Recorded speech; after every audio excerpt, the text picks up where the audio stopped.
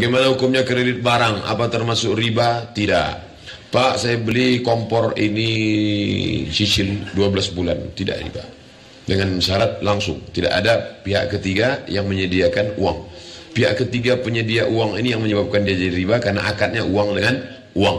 Adapun uang dengan barang cicil tidak riba. Mana dalilnya? Sahih Bukhari.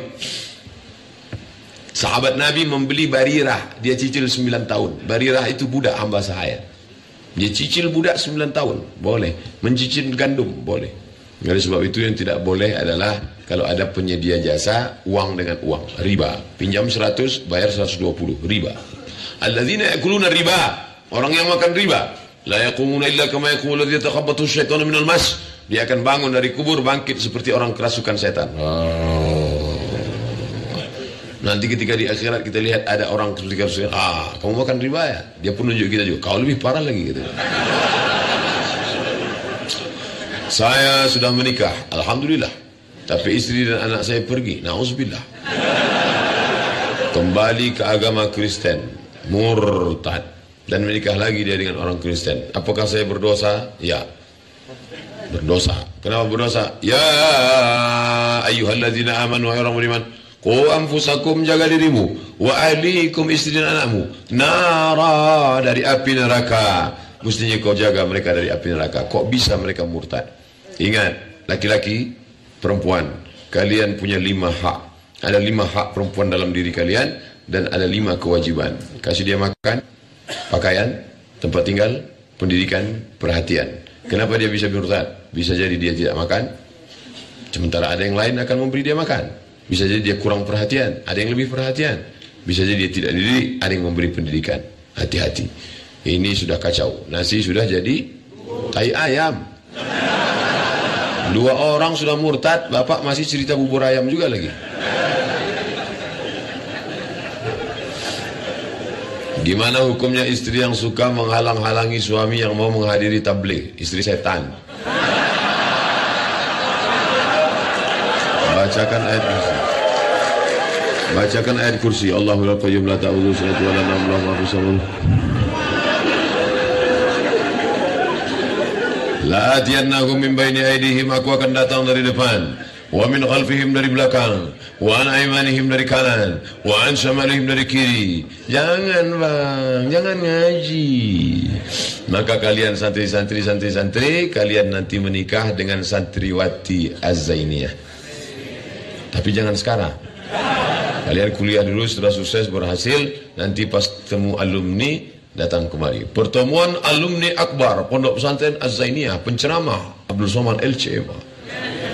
Nah, pas ketika kalian alumni, ketemulah yang dulu ingusan jelek pesek, ternyata sekarang sudah kaya, bawa mobil mewah. Pesek nanti ada yang tersinggung. Susah saya.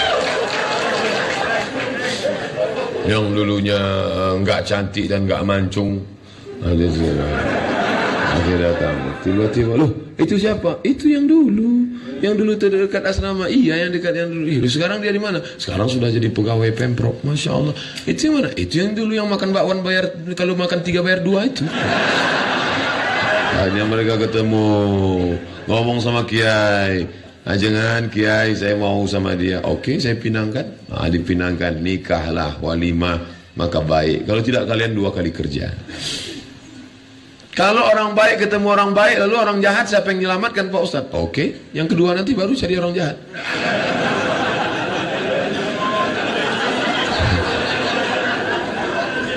Ini bayangkan yang cantik-cantik, yang hafal Quran, yang bisa nahu sorob, yang bisa baca kitab, tiba-tiba nikah dengan anak funky, kan kasihan. Dia jilbabnya panjang, suaranya bagus, nikah sama anak funky. Bayangkan, mesti kalian yang menyelamatkan itu. Kalau tidak, habis dia. Jangan sampai saya bertindak.